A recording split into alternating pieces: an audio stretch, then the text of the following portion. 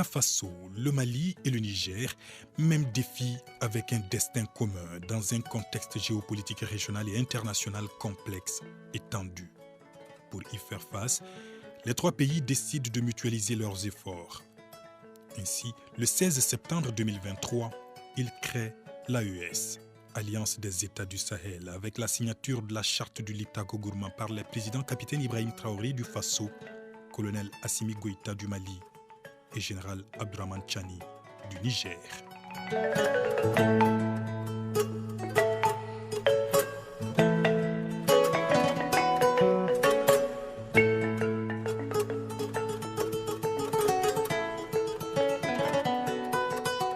Cette nouvelle dynamique stratégique vise à intensifier la lutte contre le terrorisme, notamment dans la zone des trois frontières. Le but est aussi d'assurer la défense collective des populations et l'indépendance économique des États.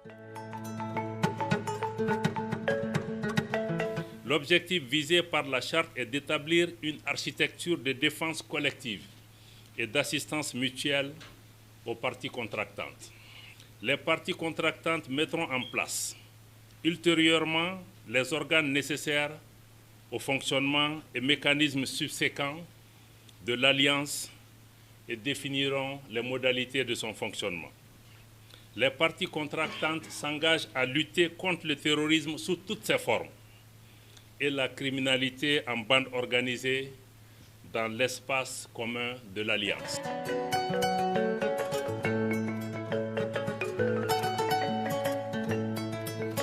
Nous partageons les mêmes défis en termes de lutte contre le terrorisme, en termes de développement, et nous partageons les mêmes frontières.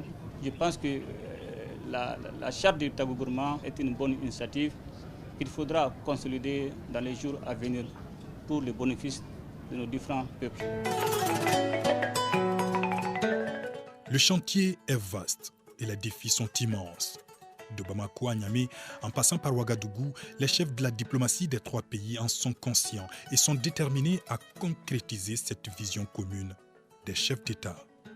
Les enjeux et les défis, ça ne manque pas, parce qu'il faut déjà voir la question même de la souveraineté pleine que nous entendons donner à cette alliance en question dans ces différents axes et dans les différents secteurs en question.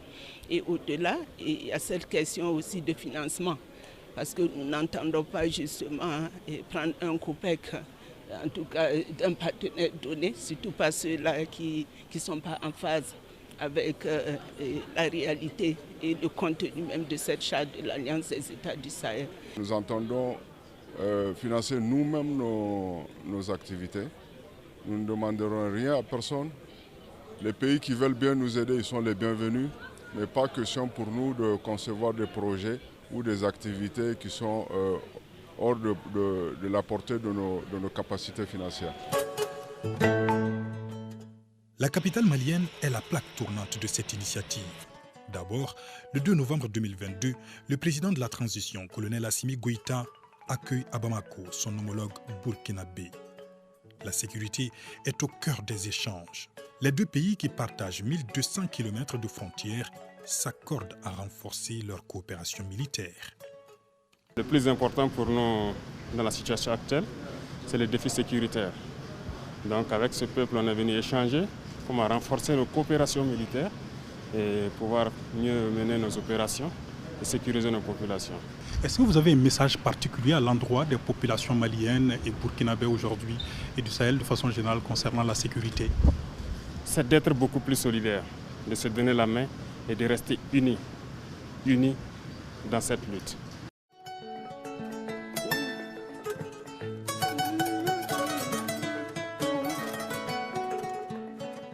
Dès son arrivée au pouvoir au Niger, général Abdourahmane Tchani sollicite et bénéficie très rapidement du soutien multiforme de Bamako et Ouagadougou face aux sanctions injustes et inhumaines de la CEDEAO.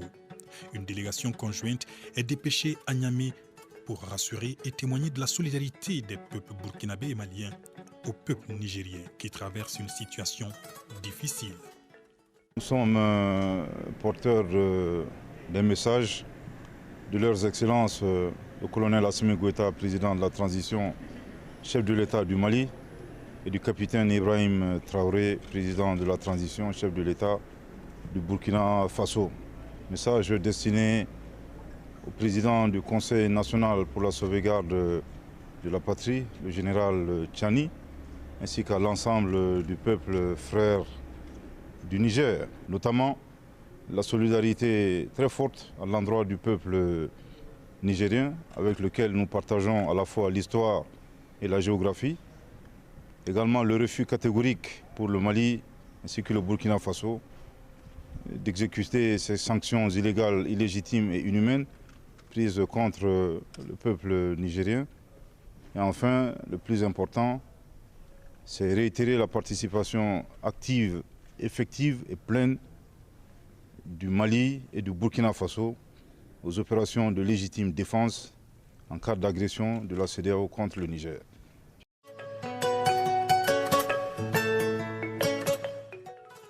Les trois pays multiplient les échanges pour renforcer leurs relations stratégiques. Le 24 novembre 2023, colonel Assimi Goïta reçoit général Abdourahmane Tchani, président du CNSP, chef de l'État du Niger. Les deux dirigeants parlent coopération sécuritaire et économique, notamment dans le cadre de l'Alliance des États du Sahel.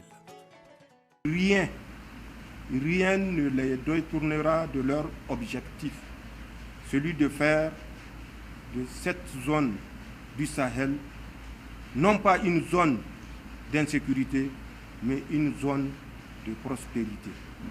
Et cet objectif, nous l'atteindrons, Inch'Allah, avec le concours du peuple à travers la direction éclairée de certains dirigeants, dont notamment mon frère et ami Assimi Goïta.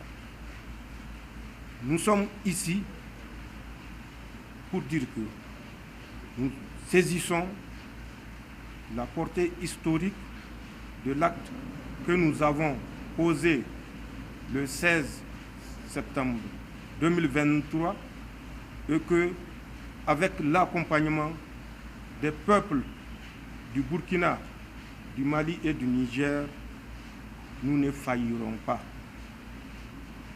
Nous ne reculerons devant aucune menace pour que le peuple qui a placé sa confiance en nous portant le soutien dont nous avons besoin, je disais, pour que nous fassions de ce rêve que ce peuple caressait et caresse soit une réalité absolue. Mais nous pouvons assurer que nous ferons tout, je dis bien tout, pour répondre aux attentes des peuples de l'Alliance des États du Sahel. Les choses s'accélèrent. La capitale malienne accueillera par la suite 2 réunions ministérielles.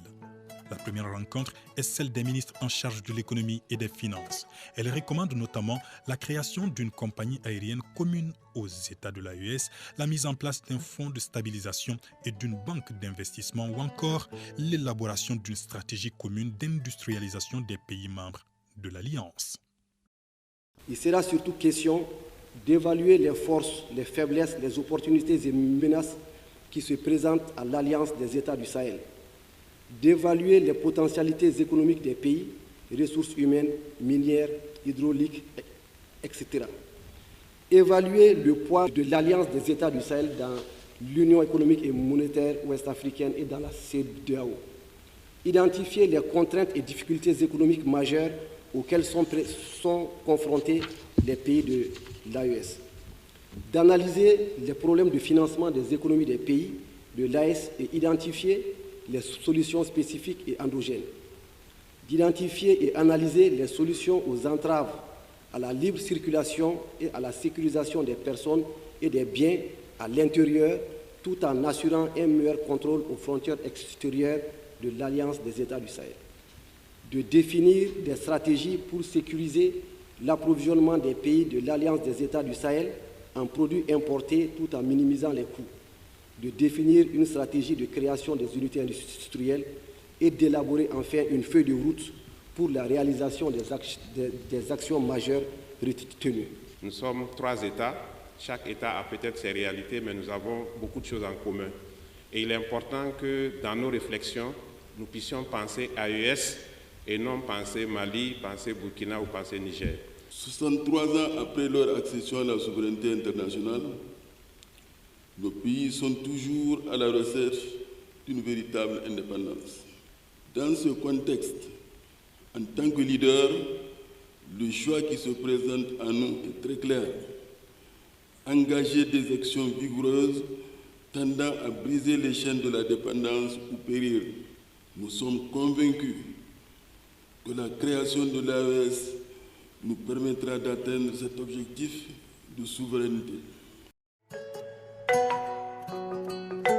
La mise en œuvre de la vision commune des chefs d'État de l'AES s'est poursuivie par la réunion à Bamako des chefs de la diplomatie du Burkina Faso, du Mali et du Niger. Une déclaration finale a sanctionné la rencontre, avec notamment la recommandation relative à la création d'une confédération des 3 pays. Il vous souviendra qu'en septembre de cette même année, nous avons pu mettre en place l'alliance en question sur très haute instruction de nos chefs d'État. Et depuis, le point central qui était justement à l'ordre du jour dans la charte en question, c'était les questions de défense et de sécurité. Alors on s'est dit qu'il était de bon ton que nous puissions justement adopter un protocole du moins additionnel, intégrant des aspects majeurs et importants tels que les questions politiques et diplomatiques et les questions liées au développement économique. Parce qu'il est bien évident que cette crise que nous traversons, qui est une crise sécuritaire, prendra fin. Et à l'issue de la fin de cette crise-là, il faut bien que l'Alliance continue de fonctionner et que toutes les dispositions et même les retombées qui vont en sortir puissent justement en bénéficier à nos populations respectives. Alors pourquoi nous avons jugé bon de nous retrouver aujourd'hui pour mettre en place les différents organes de cette alliance-là et au-delà, adopter ce protocole additionnel-là qui puisse vraiment bien camper et aussi être impactant à nos populations à la base. Il y a eu la réunion des experts qui a examiné l'avant-projet qu'elle nous a soumis, auquel nous avons apporté des amendements pour arriver à un document consolidé qui est le projet que nous allons soumettre au chef d'État. Ce projet est essentiellement articulé sur l'architecture, sur l'organigramme, l'organisation de l'AES, comment elle doit être articulée. Nous avons suivi les recommandations de nos chefs d'État. Nous avons privilégié une architecture légère, innovatrice, fonctionnelle, qui nous permettra d'agir avec beaucoup de souplesse et d'efficacité, notamment dans 2 domaines essentiels, la défense, qui est l'axe prioritaire numéro 1, compte tenu des défis sécuritaires auxquels nos 3 pays sont confrontés, notamment dans la zone des 3 frontières, et le domaine du développement. Surtout les projets structurants qui ont manqué à nos pays. Or, ils sont la base, ils sont le fondement du développement. Au nom des autorités maliennes, nous exprimer notre totale disponibilité à continuer à cheminer. Et naturellement, cette rencontre de Bamako n'est qu'une première étape. Le plus important pour nous, c'est de pouvoir continuer à travailler pour matérialiser et faire mentir tous les pronostics et montrer que l'AES est une entité et une structure qui est différente de celles qui ont existé avant nous.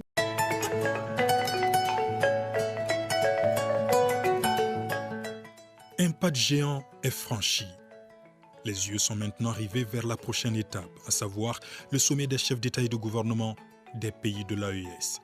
Les dirigeants de l'espace devraient entériner les différentes décisions visant à opérationnaliser l'alliance des États du Sahel au grand bonheur des populations.